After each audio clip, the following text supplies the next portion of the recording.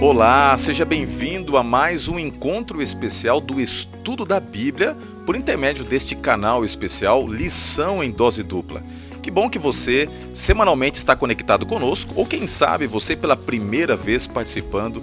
Independente disso, seja bem-vindo, que você possa ter um momento muito especial de reflexão, de inspiração e de estudo da Bíblia. Aproveite já, pegue o seu celular, vai aí compartilhando a nossa transmissão com mais pessoas que vão chegando, é isso mesmo. A transmissão começa e já começa a subir aí o número de participantes. E se você compartilhar, a palavra de Deus vai chegar para mais pessoas.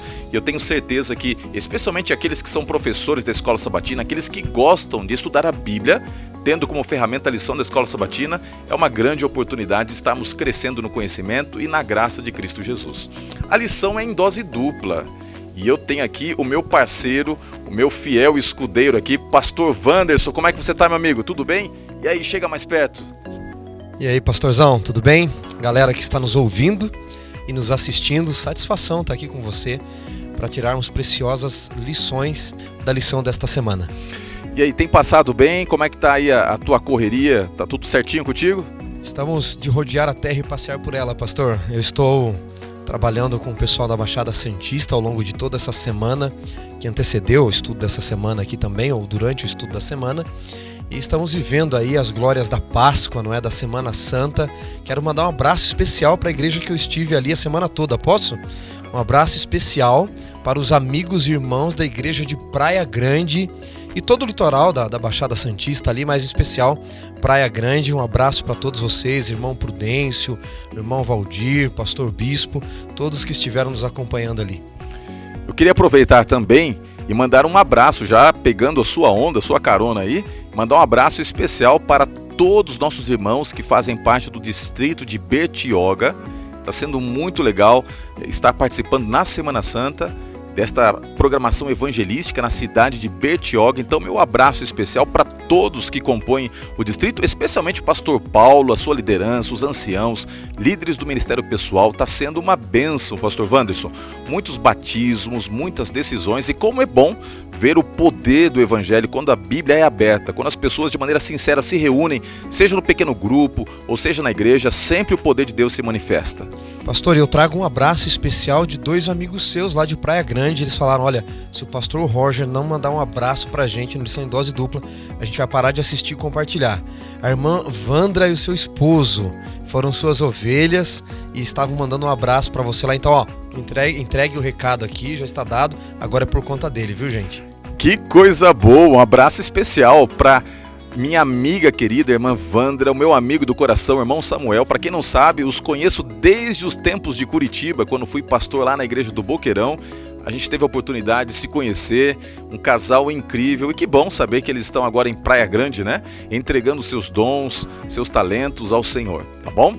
Chegou o momento, sem mais delongas, é o momento agora de nós estudarmos a palavra de Deus. Você vai ter acesso ao resumo, à síntese de tudo aquilo que a gente vai conversar a partir de agora, através do link da descrição, tanto no YouTube quanto no Facebook. E se você, por acaso, está ouvindo esse áudio através aí de um canal como Spotify e outros, né, que nos possibilitam ter acesso ao áudio, tá bom? Então, uma dica para você, depois que assistir aí, depois que ouvir, entra no YouTube e no Facebook e baixa a lição. É uma ferramenta para você, de maneira mais prática, ter acesso às informações e compartilhar essas informações, especialmente você que é professor, com seus alunos aí na classe, nas unidades, tá bom? Tendo dito isso, vamos começar. Pastor Wanderson, você nos dirige a oração nesse momento? Vamos conversar com Deus. Querido Deus, nós estamos estudando o livro de Gênesis, as lições desta narrativa primordial, para sabermos de onde viemos, por que estamos aqui, o propósito da nossa vida e, logicamente, para onde vamos. Nós saímos do Éden, para o Éden temos de retornar. Que ao recapitularmos a lição desta semana, sobre a presença do mal, os descendentes de Caim e o próprio Caim, que o Senhor nos ajude a aprendermos através da vida dele e dos seus descendentes sobre o que não fazer, o que não agir ou como não agir. Que o Senhor nos ilumine para seguirmos os teus caminhos. Oramos por Jesus. Amém. Já está preparado? Com a lição na mão, a Bíblia também? Vamos lá, esta semana nós vamos falar sobre Caim e o triste legado que ele deixou. E basta você olhar para o lado, basta você assistir um noticiário, quem sabe conectar aí o seu smartphone num canal de notícias e perceber que o legado de Caim, ele persiste até os nossos dias e é muito doloroso acompanhar a dor que nos cerca. É muito triste ver o sofrimento ao nosso redor e tudo começou com o pecado ali de Adão e Eva, mas Caim ele personifica esse espírito de rebelião que tomaria conta da humanidade. E é interessante que no livro de Gênesis, capítulo 4, verso 7, nós temos aqui o texto bíblico central dessa semana, que diz o seguinte: se fizer o que é certo, não é verdade que você será aceito? Mas se não fizer o que é certo, eis que o pecado está à porta, à sua espera. O desejo dele será contra você, mas é necessário que você domine.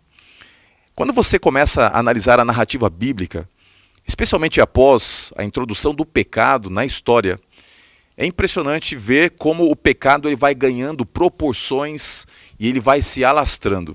É como aquela pequena fogueira que daqui a pouquinho se torna um grande incêndio. O pecado, ele talvez não mostrasse a sua verdadeira faceta para Adão e Eva lá nos primórdios. E então eles pensaram que poderiam de alguma forma controlá-lo. Mas o pecado ele é incontrolável. O pecado só tem um meio de ser banido, que é através do sangue de Cristo Jesus. Até em caráter introdutório, pastor Wanderson, eu penso que quando Deus disse para Adão e para Eva, olha, não pequem, porque se vocês pecarem, vocês vão morrer, talvez eles não tenham levado a afirmativa divina, a advertência de Deus com seriedade. Talvez não tenham mensurado o estrago do pecado. O pecado é terrível, não é verdade? As consequências do pecado, elas são terríveis de fato, pastor, amigos que nos assistem. A primeira delas a gente já vê logo ali nas cenas introdutórias de Gênesis, que é o afastamento de Adão e de Eva de Deus. O pecado de fato fez separação.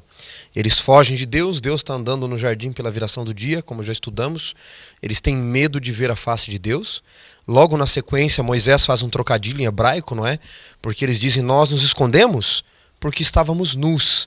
E nus, nós já vimos aqui, é harumim, que é a mesma palavra de harum, que a serpente era sagaz em Gênesis 3:1, ou seja, eles foram criados à imagem de Deus, e agora eles eram harumins, eles estavam à imagem do diabo. A imagem de Deus se desvestiu deles, porque o pecado fez separação, e eles estão parecidos com o inimigo. Depois começam um a acusar o outro, por fim para acusar a Deus, ou seja, as consequências vêm como uma onda devastadora na vida deles, os separando de Deus, separando um do outro, acusando um ao outro, por fim expulsos do jardim, e aí as consequências continuam na vida de Caim. Às vezes a pessoa pensa assim, o pecado é meu, a vida é minha, eu faço o que eu quero. Só que talvez o que esta pessoa se esqueça é de que o pecado, ele como um tsunami, ele vai destruindo em efeito cadeia a vida dos demais que o cercam. A terra foi amaldiçoada. As gerações subsequentes foram amaldiçoadas porque o pecado de Eva, o pecado de Adão, ele encontrou eco na vida de Caim e na sua descendência, que tipificaram, essa descendência, ela tipificou o estrago que o pecado traz para o nosso planeta e como o pecado ele é abominável. Os seres criados por Deus que não caíram, eles assistem às cenas que se desenrolam aqui nesse mundo com horror, com espanto. É terrível ver o que o pecado traz em termos de realidade existencial. E talvez você esteja aí sofrendo com seu coração apertado, porque o pecado, quando ele entra, realmente ele judia e as consequências nos cercam, mesmo que você caminhe com Deus, mesmo que você tenha Jesus no seu coração, vez por outra, por ser um pecador e estar no mundo de pecado, você vai ser açoitado por este inimigo que nós temos, um inimigo que guerreia contra o reino de Deus. Mas existe esperança. E nós vamos aqui analisar algumas coisas difíceis de serem entendidas no tocante às consequências do pecado, mas vamos também apresentar esperança, isso mesmo, esperança. E aí você vai poder fazer no final disso uma escolha. E essa escolha ela deve ser, especialmente para você que é professor, para você que gosta de estudar a Bíblia com outros, essa escolha ela deve ser também apresentada aos demais, especialmente aos seus alunos, aqueles que te cercam. Você tem a responsabilidade de colocar diante deles a escolha de seguir Jesus e de fugir do pecado. É interessante que Caim e Abel, eles começam agora, na história bíblica, a representar os grupos que estariam sempre aqui neste planeta. O remanescente, o povo de Deus, e por outro lado, aqueles que estão em rebelião contra Deus. E é comum, quando a gente fala sobre Caim e Abel, pensar que o texto bíblico ele traz uma exaltação à figura de Abel. Que Abel, ele é, na estrutura aqui literária, ele é exaltado em detrimento de Caim, mas não é esta bem a questão quando você estuda com um pouquinho mais de profundidade, porque Caim, ele acaba assumindo um protagonismo inesperado nessa história. Tanto é que o próprio nome Abel, né, rebel do hebraico, está associado à ideia de vapor. E a ideia que você tem quando você lê o relato aqui em Gênesis capítulo 4, é de que ele entra, ele faz o que é certo, e porque faz o que é certo, ele simplesmente desaparece, deixando aparentemente um vácuo. Enquanto que Caim ele assume um protagonismo, e a Bíblia vai falando muito mais de Caim. O capítulo 4 menciona várias vezes o nome Caim, explica o que aconteceu com ele após esse ato terrível de rebelião que implicou na morte do seu irmão. Ele assume o protagonismo enquanto Abel desaparece. Pensando nessa ideia, talvez alguns acabem conjecturando até hoje que fazer o bem talvez não vale a pena, né? Porque a pessoa, por fazer o bem, paga um preço muito alto e às vezes sai rapidamente de cena. Enquanto aquele que escolhe o caminho da rebelião, pelo menos se escolhe viver aqui nesse mundo, vamos supor que ele pensa assim, não, vou viver apenas esse mundo, talvez a vida traga algumas glórias nefastas que poderiam ser invejadas por alguém que não tenha essa correta noção e perspectiva do preço final que o pecado cobra, não é verdade, pastor Vannes? Enquanto você falava sobre essa aparente vitória do mal, né, eu me lembrava do Salmo 73, quando Asaf, ele já desiludido da vida, porque os maus parecem vencer, ele diz, né, seu corpo é nécio, sadio, parece que eles não partiram da canseira dos mortais, e ele diz, eu invejava os maus, e pouco faltou para que me desviasse os pés, né? Ele diz até que eu entrei no santuário de Deus. De fato, você vai ver o mal triunfar nesse mundo muitas vezes. Diversas vezes pessoas que trapaceiam, quem sabe vencendo. Mas o santuário, ele diz, é a resposta para as injustiças desse mundo. Qual é o fim de todas as coisas? O mundo não para aqui, a vida não acaba aqui, né? Na narrativa sobre Caim aqui, pastor Roger, é muito interessante como Moisés coloca a estrutura do texto, né? Primeiro, vem desde o Éden, né? Aqui eles já estão fora do Éden, no capítulo 4, mas no Éden Eva só se chamava mulher. Ela ganha o nome de Eva, que significa aquela que viverá, porque Deus lhe faz a promessa de salvação. Eva e a serpente, elas são os atores principais da queda. Adão, ele escolhe partilhar da sorte de Eva, mas é ela quem colhe o fruto primeiro, quem oferece para o seu esposo. Então, é bem provável que na mente e no coração de Eva, pastor Roger, ficasse aquela indagação, não é? Fui eu que criei o problema, porque eu quis ser Deus. Quem sabe eu não posso resolver o problema? Afinal, o próprio Deus, Eva poderia pensar, disse que o descendente viria de mim, né? Colocarei inimizade, ele falando para a serpente, entre ti e a mulher, a tua descendência e o descendente dela. E em toda a estrutura narrativa, quando você mencionou que Caim, por ser mau, parece ter destaque, ele recebe um destaque porque Eva transpassa isso a ele. E tem um detalhe interessante, né, pastor Vannes, que é o fato de que o próprio nome Caim, né, que está associado ao termo adquirir, dá a ideia de que ela imaginava que Caim talvez fosse o Messias. Porque o texto no hebraico, ele tem uma peculiaridade, né? Se você fosse fazer a tradução literal desse texto, seria mais ou menos o seguinte: adquirir um varão, o Senhor. É como se ela olhasse para o filho que acabara de nascer e enxergasse nele a figura messiânica. Ele é o Senhor. E realmente essa expectativa ela só é desmistificada quando ao longo da vida ele vai dando evidências de que ele não tinha o caráter messiânico e tampouco a essência messiânica. Mas este apego inicial meio que acompanha Eva, né, e o próprio Adão em olhar para este filho de uma maneira diferente. Eu não sei se essa ideia protecionista ou essa expectativa exagerada teve algum tipo de participação no fato de que ele teve o seu caráter desvirtuado, meio que se sentindo acima de tudo e todos, mas a verdade é que as expectativas humanas nem sempre estão em sincronia com a intencionalidade divina. Às vezes aquele que é grande na perspectiva humana é pequeno aos olhos de Deus. E a gente percebe que aquele que na narrativa bíblica é só um sopro, é alguém que entra e sai da história sem deixar aparentemente muito legado, ele é exaltado por Deus. Exaltado por Deus, mesmo que essa exaltação aconteça no momento ainda vindouro. E, com certeza, Abel ele receberá a coroa da vitória, receberá os louros da vitória no futuro. Porque se você analisar o escopo da vida dele, ele praticamente só sofreu por fazer a vontade de Deus. E essa figura de Caim sendo exaltado, ou até mesmo colocado como sendo diferente pelos pais e até na expectativa da mãe, mostra que nem sempre aquilo que a gente imagina é o que de fato se concretiza ao longo do tempo. E de fato, pastor Roger, a narrativa sugere isso que você colocou mesmo, né? Perceba que na cena do capítulo 4, quem fala é Caim o tempo todo. Eva, ela apenas sugere o nome, e como você mencionou, adquiriu um varão, o Senhor. Nessa exclamação de Eva, ela está dizendo, eu criei o problema, eu trouxe o pecado para o mundo, e eu resolvi o problema, eu trouxe o Senhor para o mundo, eu trouxe o descendente. Eva acha que está resolvendo o problema, pastor Roger, e ela está criando de novo um outro problema, criando um problemão chamado Caim, que vai dar início a toda uma descendência que será inimiga de Deus. Por quê?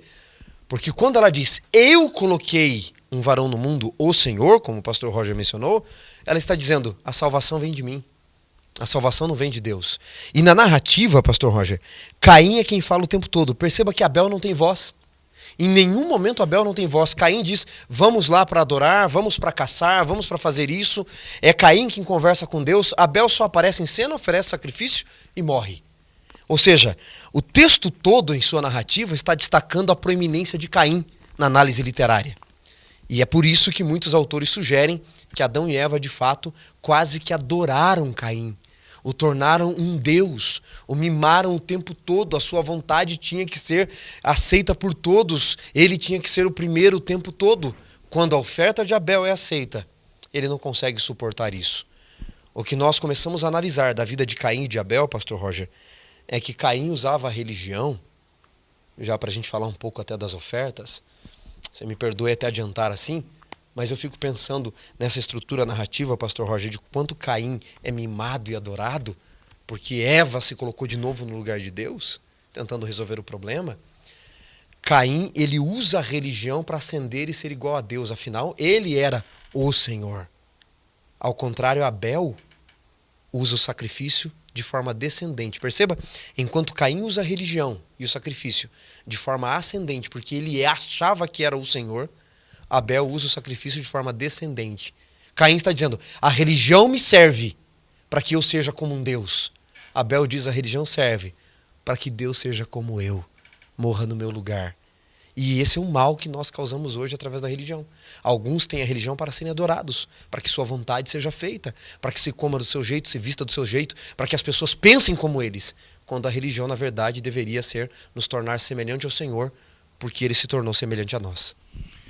Uma das coisas mais assim terríveis do pecado é que ele gera uma desconexão emocional entre o homem e Deus. E quando o homem não está conectado espiritualmente, emocionalmente, fisicamente, isso sempre vai ter repercussões. E é comum, quando isso acontece, que a pessoa ela perca o senso de dependência, perca a necessidade de adoração. E quando a gente estuda a história de Caim, a gente percebe exatamente isso. Eu não sei se você já parou para pensar quantas pessoas soberbas já cruzaram o nosso caminho, ou cruzaram o seu caminho, o meu caminho, mas é muito triste quando você percebe alguém se sentindo mais do que realmente é. É muito triste, porque essa pessoa ela é como se fosse um caminhão sem freio, ela vai passando por cima de tudo e todos. Eu olho assim para a vida de Caim e a imagem que eu tenho, se eu fosse usar uma analogia de um caminhão sem freio, ele vai fazendo o que ele pensa, o que ele quer, é do jeito dele, e isso é terrível. Deixa eu fazer uma pergunta para você compartilhar agora o seu pensamento, a sua ideia, tá bom? Escrevendo, tá? Qual é a principal consequência de alguém que olha só para si, para os seus desejos? Qual vai ser o principal estrago na vida dessa pessoa? Escreva aí. O que acontece quando a pessoa olha só para si? Qual é a principal consequência de alguém que se torna egocêntrico na sua vertente existencial? Tá bom? Pensa aí qual é o problema. Esse problema é com ele, é com os outros? O que acontece de estrago na vida de alguém que pensa só em si mesmo, para os seus ideais, para os seus planos, expectativas, assim por diante? E como o pastor Vanso ele mencionou, talvez o ato de ofertar esse momento de adoração, ele tipifique todo esse problema interior que estava no coração de Caim. A gente não sabe exatamente quando se deu isso, o porquê isso aconteceu, mas houve uma convocação para que houvesse ali um momento de adoração. O autor da lição, Jacques Ducan, num documentário específico que ele tem sobre o livro de Gênesis, um livro muito legal, é um livro que detalha de maneira ainda muito mais ampla que a lição, as perspectivas do livro de Gênesis, ele diz que talvez a ideia que há no texto bíblico, se você puder ler para mim, pastor, lê o capítulo 4, verso 1, 2 e 3. Capítulos 4 de Gênesis, versos 1 a 3, coabitou o homem com Eva, sua mulher, e esta concebeu e deu à luz a Caim. Então disse: adquiri um varão com auxílio do Senhor. Depois deu à luz a Abel, seu irmão. Abel foi pastor de ovelhas e Caim lavrador. Aconteceu que no fim de uns tempos trouxe Caim do fruto da terra uma oferta ao Senhor. Abel, por sua vez, das primícias. Obrigado, pastor. Interessante. Aconteceu que depois de um fim de tempos, essa expressão, de acordo com Jacques Ducan, envolve um ciclo. E não há nenhum ciclo de tempo, nenhum ciclo temporal antes que apontasse para outra coisa que não a semana. Então, talvez a ideia seria de que num sábado, no momento especial de adoração, eles estavam diante do Senhor e deveriam ofertar, reconhecendo Deus como Criador, reconhecendo Deus como aquele que providenciaria a redenção, e talvez até esse ponto já estivesse claro para todos, tanto para Abel, quanto para Caim, como para Adão e Eva, de que Caim não era o Redentor, este ainda estaria por vir. E no ato de ofertarem, que é o reconhecimento de Deus como Criador, de Deus como Redentor, eles devem ofertar. Nós não temos uma mensagem muito explícita de como deveria ser essa oferta, mas ela deveria envolver, possivelmente, frutos da terra e também sacrifício. Quando você vai para o livro de Levíticos, você percebe no livro de Levíticos, onde ali as especificações, as determinações de como deveriam ser as ofertas, que era comum haver ofertas pacíficas que envolviam também alimentos, ofertas de cereais. A gente pensa algumas vezes que oferta era só matança de animais, mas não. Havia ali as duas coisas. E enquanto Abel se preocupa em entregar frutos e também animal, sangue, porque ele entende que é do sangue que há a redenção, Caim toma a postura egocêntrica, dizer o seguinte: eu vou ofertar aquilo que eu acho que é o melhor. Talvez porque não quisesse usufruir de algo que era o meio de subsistência do seu irmão. O seu irmão mexia com animais. O seu irmão ele tinha o cuidado de preservar o rebanho, de ter uma atitude pastoril. Ele não. Ele estava focado no trabalho que ele julgava ser o melhor. E Jacques Ducan coloca que essa atribuição que foi dada a Adão, antes mesmo do pecado, de que deveria lavrar a terra, né, de cuidar da terra, e que agora, ele deveria cuidar do campo, e após o pecado, lavrar a terra, né? Essa ideia é de que talvez este tipo de trabalho fosse visto como sendo superior ao trabalho pastoril. Então ele pensa: por que eu vou me rebaixar e agora recorrer a um trabalho pastoril, pegar uma ovelha? Esse meu negócio é fazer algo mais sobreexcelente, né? Que é cuidar da terra, que é ter frutos e assim por diante, e apresentar o meu melhor para Deus. Mas Deus não queria o melhor dele. Deus queria o que fora colocado. E aí está o grande ponto. Nós não temos que entregar para Deus aquilo que nós achamos que é o melhor. Devemos entregar para Deus aquilo que Ele diz que deve ser entregue. Tem uma lição sobre adoração aqui, né, pastor? A adoração, se ela é a Deus, não é do jeito que eu quero. É do jeito que Ele quer, quando Ele quer, da forma que Ele quer. E às vezes você e eu corremos o risco de ir ao templo, ir à igreja, para nós recebermos e não para darmos a nossa adoração. Ofertarmos nossa adoração. Vamos para receber o bom sermão, receber a boa música, É quase que como se fôssemos para sermos adorados. E ai, se o sermão não for o melhor, se o pregador não for o melhor, se a música não for a melhor. Não estou querendo dizer com isso que a gente não tem que oferecer o melhor para Deus, é óbvio. Mas o fato é que muitas pessoas não vão para entregar. É muito fácil sentar e criticar. Difícil é você sair da plateia e ir até o palco e fazer o seu melhor ali para Deus, não é? Pastor, tem um outro detalhe aqui que eu gostaria de destacar entre Caim e Abel e as ofertas. Você mencionou o nome Abel, não é? Revel, que significa vão, passageiro ou sopro. Salomão usa essa palavra em Eclesiastes quando ele fala de vaidade. Não é a vaidade no sentido de hoje, de orgulho. É vão, é passageiro, tudo é vão nessa vida.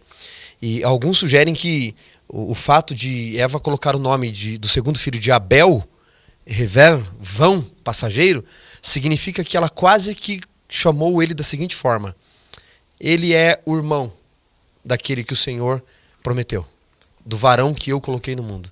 Quase que ele não tinha nem identidade. Ele é só o irmão de Caim. Ele é passageiro aqui. E é muito curioso na narrativa como Deus torna o fraco forte, o pequeno grande, não é? Que são as inversões dos valores do reino. Porque Abel, ao que tudo indica, ele sempre foi rejeitado.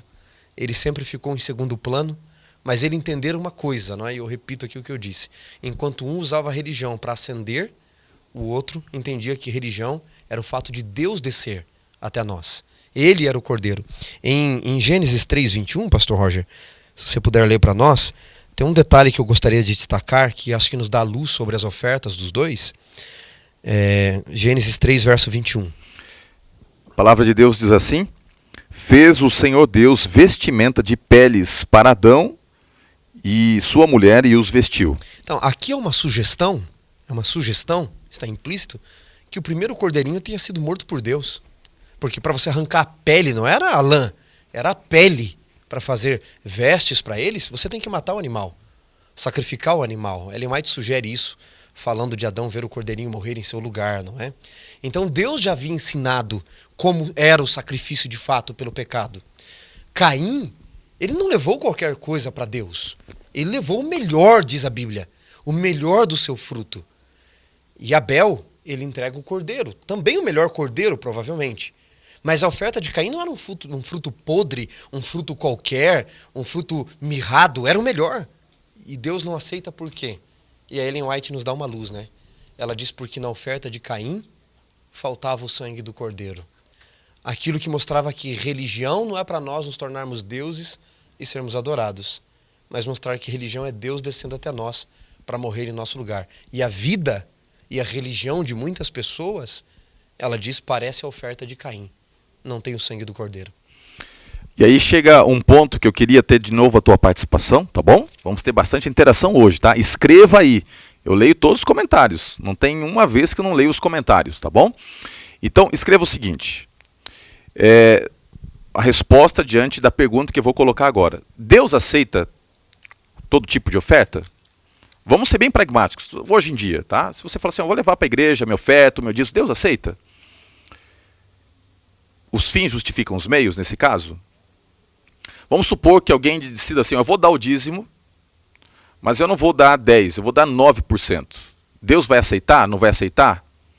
Se Deus não aceita, deveríamos nós rejeitar? Então vai pensando aí, tá bom? Como a coisa é complexa. Mas é interessante que quando a gente analisa o ato de ofertar, Deus sempre colocou especificações. E nem todas as ofertas foram aceitas por Deus. Tá? Agora já vou me atrever a antecipar um pouquinho da resposta. Nós temos o caso, por exemplo, de Saul. Saul, ele ousou fazer coisas que não deveria fazer. E Deus precisou estabelecer limites e juízos em detrimento disso.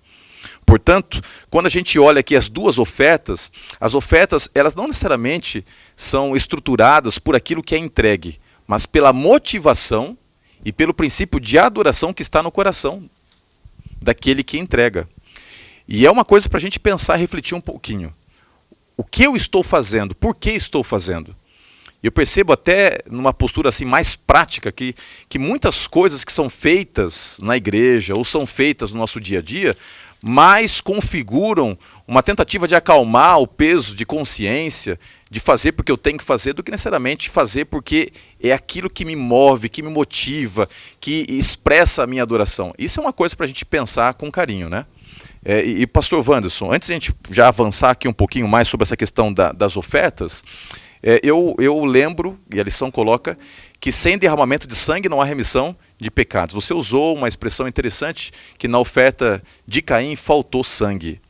E essa ideia de sangue, ela vai acompanhar toda a perspectiva bíblica. Talvez fosse um recado que Deus estava dando aqui já no começo, de que não haveria salvação sem derramamento de sangue, e ele não estaria pedindo algo que ele mesmo, como Deus, estaria disposto a pagar, entregando o seu próprio filho para derramar o sangue. Por isso que há poder no sangue de Cristo Jesus. Essa oferta, ela é singular porque ela tipifica o que Deus colocaria como preço do pecado e, acima de tudo, o que Deus estabeleceria como sendo o meio de reconciliação, né? O sangue, há poder no sangue. Estamos falando, né, num contexto de Páscoa, né, em que a gente exalta a cruz e a ressurreição. E como é gostoso poder parar a pensar no sangue. E Apocalipse vai dizer que Jesus é o Cordeiro de Deus morto desde a fundação dos séculos. Ou seja, há um fio de sangue por toda a Bíblia, né? Desde o início, desde o Éden, passando aqui por Abel, Abraão, sacrificando um carneiro no lugar de Isaac, e ao longo de toda a Bíblia, este fio de sangue. E em Apocalipse nós só vamos conseguir entrar nas mansões celestiais, por quê? É o sangue do Cordeiro mais uma vez. Agora, pastor, eu queria devagar um pouquinho aqui. Vamos lá. Explorar melhor o texto, não é? Se Caim foi tratado como uma espécie de redentor, foi quase que adorado pelos seus pais, Abel sempre em segundo plano. E nós já comentamos aqui de que ele leva o seu melhor, mas não tem o sangue do Cordeiro. Será? Só para a gente refletir aqui um pouquinho, gente. Entrar nos detalhes, nas brechas do texto, eu gosto disso. Será que Caim, que sabia da ordem clara de Deus de que as ofertas deveriam ter o sangue ali também acompanhando, Caim não pensou, se eu sou o Messias, por que eu preciso oferecer o sangue? Eu resolvo o problema. Agora é curioso que ele não aceita derramar o sangue do Cordeiro, porque isso era uma clara manifestação de que ele não era o Messias. Então ele está tomando o lugar de Deus ao fazer isso. Eu dou o meu melhor e eu me torno Deus na minha própria vida, dizendo que minhas obras, os meus frutos, podem me salvar e não os frutos do Cordeiro, os frutos que o Espírito gera em mim. Então aí tem algo para a gente pensar. E aí tem uma ironia. Ele não quer derramar o sangue do Cordeiro porque seria reconhecer que ele não era o Messias, que ele precisava do Messias que viria, que o Cordeiro apontava, né? João 29, Cordeiro de Deus, mas derrama o sangue do seu irmão. Quando eu me nego ao sacrifício de Cristo, não aceito o sacrifício de Cristo e me torno Deus da minha própria vida pelas minhas obras, parece que sempre como consequência tenho derramar o sangue de alguém. E ele toma a postura agora de um garoto mimado, né? Vamos avançar para a cena do crime agora, tá bom? Quando ele não tem o seu sacrifício aceito, ele se revolta e, primeiramente, ele fica transtornado no seu interior. E esse espírito inquieto vai se manifestar numa atitude terrível que encontra eco em todo momento, a todo lugar que você for, você vai ver sangue sendo derramado. E é terrível quando você vê alguém, né, sem vida. Eu, por exemplo, estava outro dia me dirigindo até Betioga para fazer ali a programação de evangelismo, e numa das curvas eu vi uma luz ali indicando que tinha algum problema e o pessoal ali do resgate do lado de um corpo.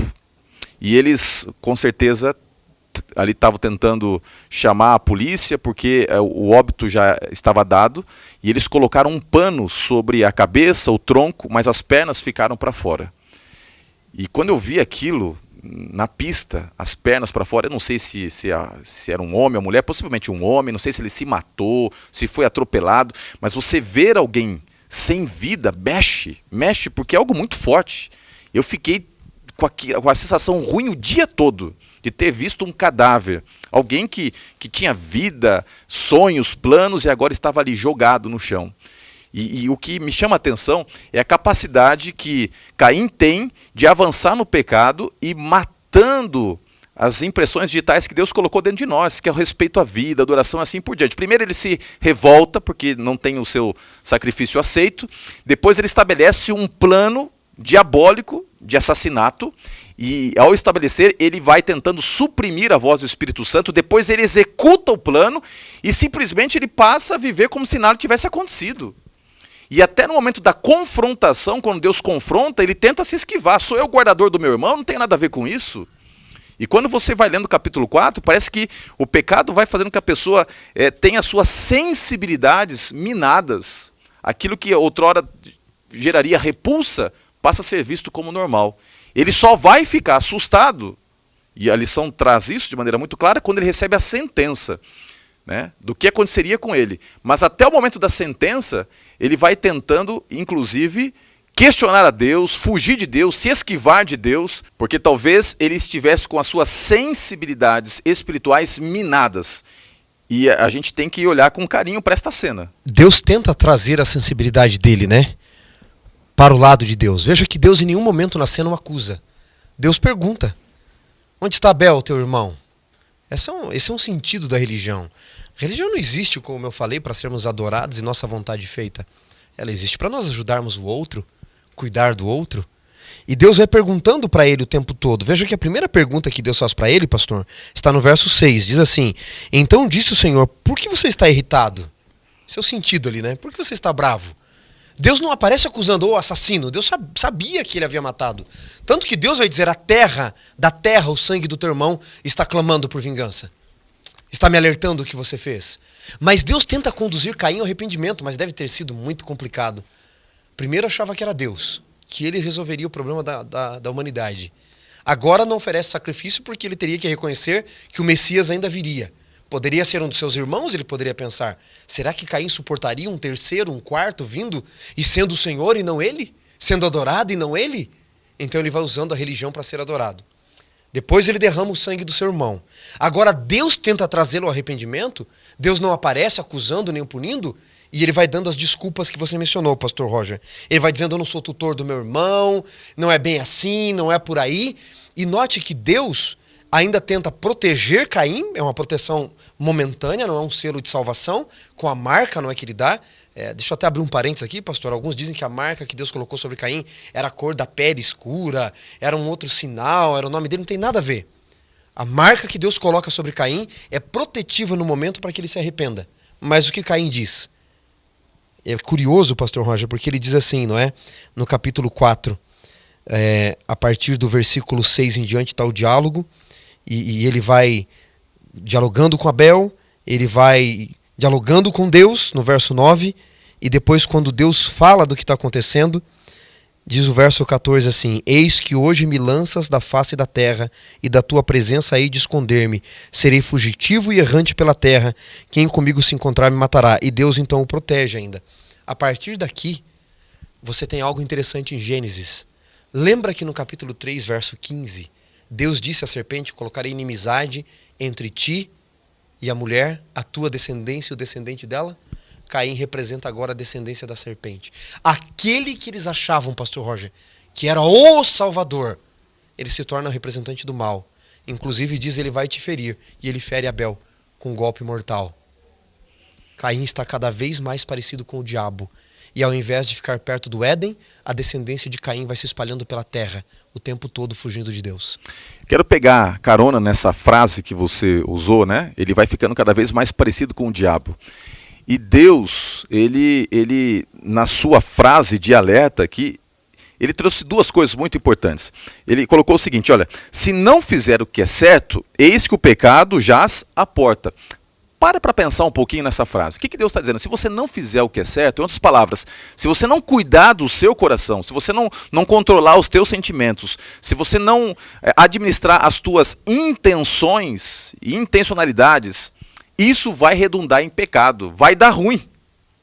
Ou seja, se você não se controlar, isso vai implicar num ato sem volta. É lógico que pecado é mais do que atitude. Pecado é uma condição. Você não comete atos para então pecar. Porque você é pecador, você pratica coisas erradas. Mas há uma diferença lógica entre as intenções e as ações. As intenções, elas são vistas por Deus, elas são sentenciadas e podem nos levar à perdição. Mas as intenções, se elas não são colocadas em prática, nem sempre elas vão ser destrutivas. O problema é que uma intenção que é alimentada nem sempre pode ser controlada. E quando você não controla os teus pensamentos, os teus sentimentos, e isso acaba redundando numa ação, perceba que quando você comete algo, você não pode fazer com que aquilo agora seja revertido. Então veja bem, vamos aqui usar um exemplo. Se você não controla as suas intenções, fica com raiva lá da sua esposa e começa então a cogitar a possibilidade de traí-la.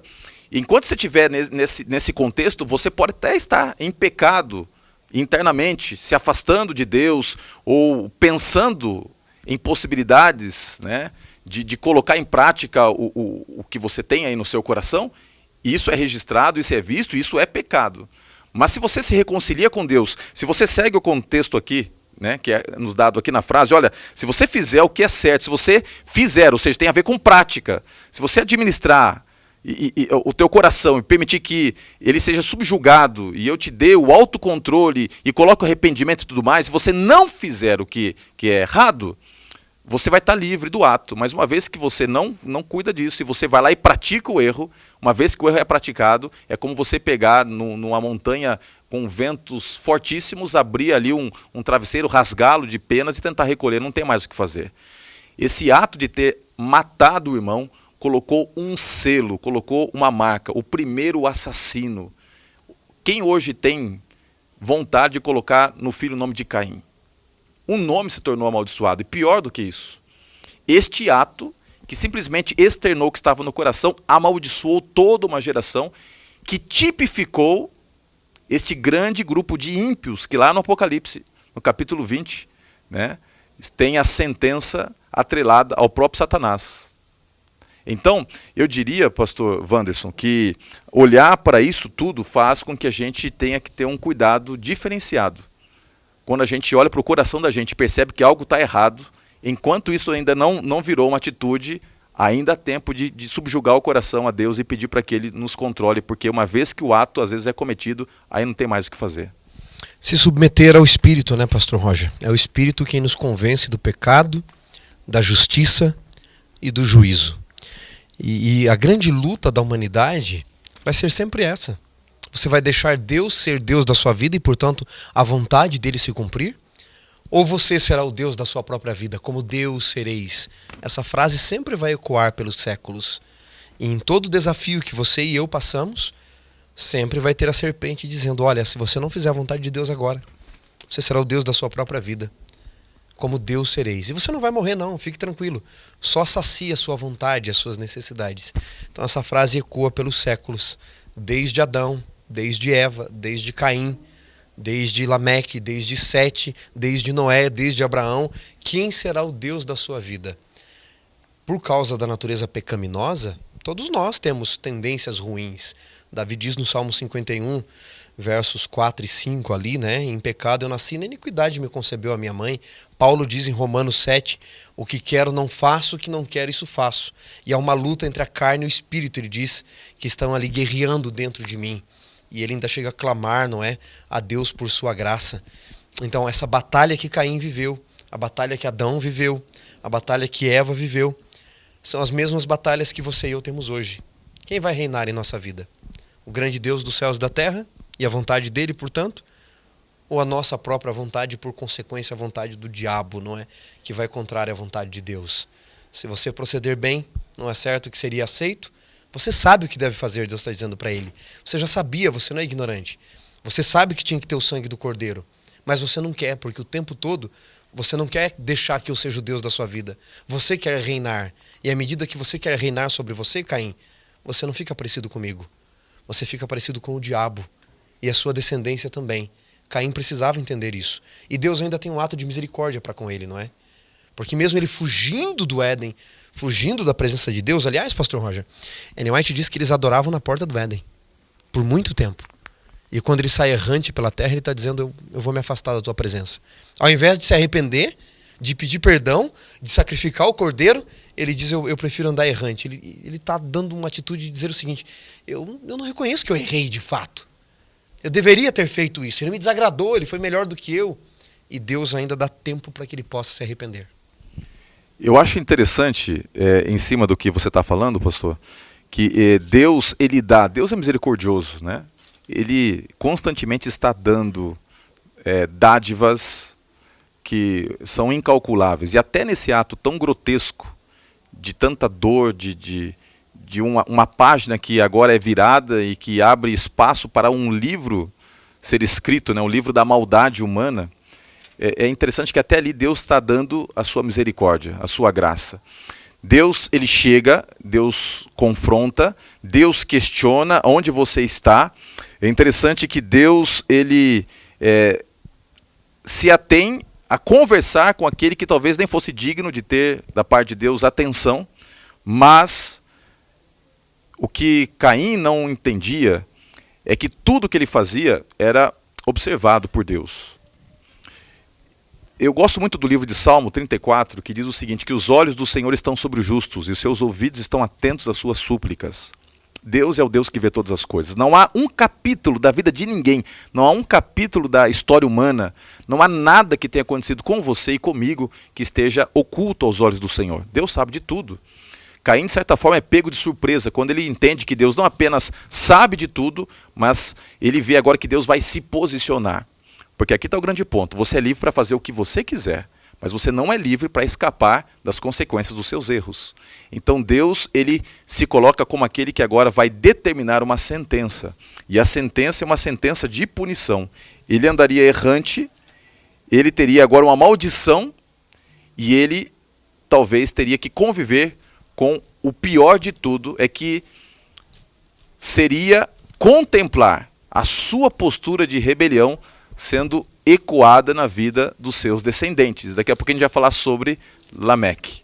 Ou seja, Caim, ele recebe a punição, e a punição agora é de que ele teria agora o afastamento da presença de Deus. Eu diria, pastor Vanso, que a maior punição que alguém pode receber é ser entregue a si mesmo. No livro de Romanos, capítulo 1, nós vemos Deus sentenciando a humanidade pecador impenitente. E várias vezes Paulo coloca assim, Deus os entregou, Deus os entregou. Talvez a maior punição que Caim tenha recebido foi o fato de que Deus olhou para Caim e falou assim, é isso que você quer rebelião, então eu entrego você, Caim, a você mesmo. A pior punição possível. Essa frase aí, pastor, entrego você a você mesmo, né?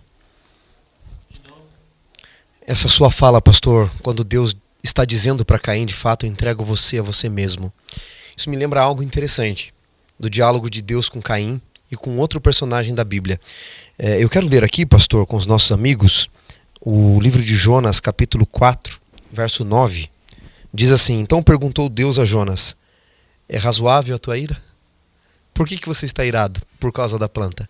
E ele aparece para Caim no capítulo 4, verso 5, e ele pergunta a mesma coisa. É razoável, verso 6, perdão, é razoável a tua ira? Por que você está irado? Por que descaiu o teu semblante? Qual a diferença dos dois? Jonas desafia a Deus a uma resposta. Eu quero ouvir do Senhor. E Deus responde Jonas com a sua graça. Caim, se você for perceber o diálogo do capítulo 4, versos 5 até o 7, ele fica em silêncio e depois convida Abel para matá-lo. Caim não deixa Deus agir. Caim se entrega primeiro a si mesmo. E Deus respeita a sua escolha e diz, tudo bem. Você não me quer como Deus da sua vida? Não, eu quero ser Deus. Então você será entregue a você mesmo.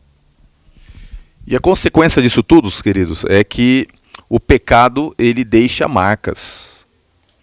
Eu comentei aqui várias vezes, vou repetir. Você e eu, nós somos livres para escolher fazer o que quisermos, mas nós não somos livres para evitar as consequências. A consequência deste ato de Caim é que ele abriu as portas para uma maldade cada vez mais agressiva. E eu gosto muito de uma colocação de Jacques Ducan, no seu comentário sobre o livro de Gênesis, ele menciona o seguinte, que o pecado, ele sempre vai aumentando nos seus efeitos. E o número 7, que é o número da plenitude, né, o número que evidencia o que há de melhor, também é usado aqui no contexto de mostrar que 7 gerações depois da introdução do pecado, 7 gerações depois, vem Lameque. 7 gerações depois. Ou seja, a plenitude, A perfeição, vamos usar aqui uma frase dúbia, mas para você entender, a perfeição da maldade, né, a plenitude da maldade vai ser encontrada em Lameque, que não é apenas uma cópia de Caim, mas é um Caim potencializado. E você até queria colocar uma coisa, nós conversávamos nos bastidores antes de entrarmos aqui, que você queria falar um pouquinho sobre isso. Há uma possibilidade que é colocada por Ducan e outros, né, sobre Lameque, que 7 gerações depois ele piora todo o quadro e mostra no que poderia dar, realmente no que poderia redundar a postura de Caim. Porque se Caim era terrível, ele era assassino, Lameque se torna muito pior. E ele mesmo reconhece, com até ironia, que ele merecia muito mais, né, a punição do que o seu antecessor, Caim. Ele é polígamo, ele introduz a poligamia, diferente de Caim, que não chegou a esse ponto, ou seja, ele piorou o quadro, ele é um Caim piorado, né? Exatamente, pastor. Até alguns devem ter dúvidas às vezes, pastor.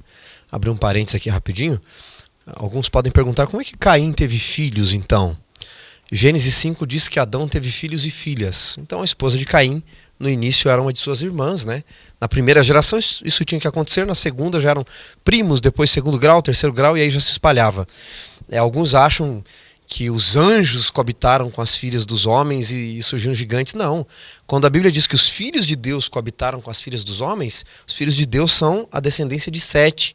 E as filhas dos homens, depois, aqueles que vêm de Caim. Mas, pastor, você mencionou aí sobre Lameque, não é? Contando a partir de Adão, a partir da genealogia de Caim, não o Lameque, pai de Noé, um outro Lameque aqui, o outro é da descendência de Sete, mas este aqui, ele começa a ampliar ainda mais o pecado, né? Você falou da poligamia, ele é bígamo, né? Mas no capítulo 4, no versículo 23, ele propõe o primeiro canto, é o primeiro canto da Bíblia, um poema, um cântico em forma de poema. Ele diz assim: ouvi, esposas de Lameque, não é? Escutai-me e dizei, matei um homem porque me feriu e um rapaz porque me pisou.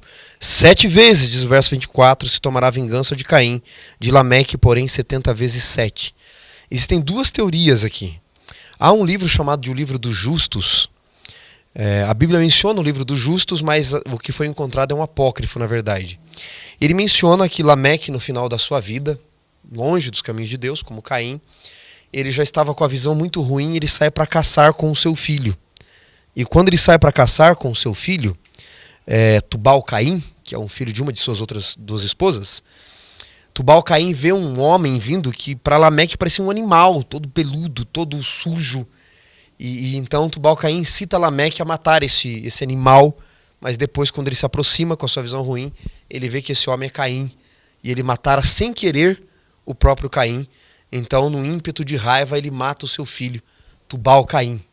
E aí ele vai dizer às suas esposas que matou um homem, esse seria Caim, e feriu o menino, que seria Tubal-Caim, o seu filho.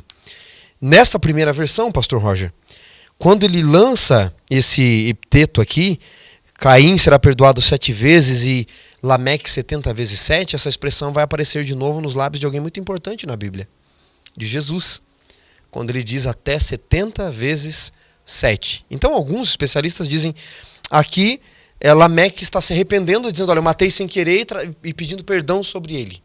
Outros dizem não, que ele de fato sabia o que ele fez, sabia quem ele matou, que ele fez algo errado, mas ele, num ímpeto de fugir de Deus, ele está dizendo o seguinte, eu errei mesmo, e se Caim matou querendo e foi perdoado 7 vezes, eu serei muito mais. E na verdade Jesus então estaria dizendo o seguinte, só alcançará 70 vezes 7 o perdão aquele que se arrepende, não aquele que agiria como Lameque. Ou seja, a descendência de Caim continuaria revolta contra Deus ainda. O certo é que eu queria concluir as nossas considerações mostrando que, embora Caim tenha dado origem a toda uma possibilidade de maldade humana crescente, e quando você vê o que está acontecendo lá, Rússia, Ucrânia, aqui no Brasil, em tantas partes do mundo, de tanta maldade, assassinato, estupros, tanta coisa ruim que acontece, quando você olha para isso tudo, às vezes dá aquele desespero, aquela agonia, e você pensa, meu Deus, e agora? Onde tudo isso vai parar? Lembre-se que Deus, embora tenha permitido, por uma escolha humana, que a maldade se alastrasse, Deus levantaria uma solução. Abel passou rapidamente. Abel como um sopro na história. Mas Deus não se esquecera de Abel, das suas convicções, da sua postura, do seu caráter. E Deus colocaria outro no seu lugar, para que aqui na terra sempre houvesse a representação do povo de Deus. É por isso que quando Eva e Adão têm novamente um filho, esse filho recebe o nome de Sete. Aquele que foi colocado para quê? Para substituir a postura de um caráter idôneo daquele que descansava na terra. Sete, ele vai continuar a obra e a missão de Abel. Sete, ele vai personificar o remanescente de Deus. Quando aparentemente não há esperança, Deus coloca a sua mão na história e levanta aqueles que ostentarão a bandeira da cruz. Sete foi colocado na história humana como uma representação daqueles que, mesmo contra tudo e todos, mesmo diante do alastramento da maldade, perseveram em fazer o que Deus quer e viver pelo que Ele disse e, se preciso for, morrer pelo que Ele fez. Como é gostoso pensar em Sete. E eu queria convidar você, neste momento, a se colocar como Sete, como aquele que se levanta para continuar a obra de Deus, aquele que se levanta para aqui nesta terra viver os planos de Deus.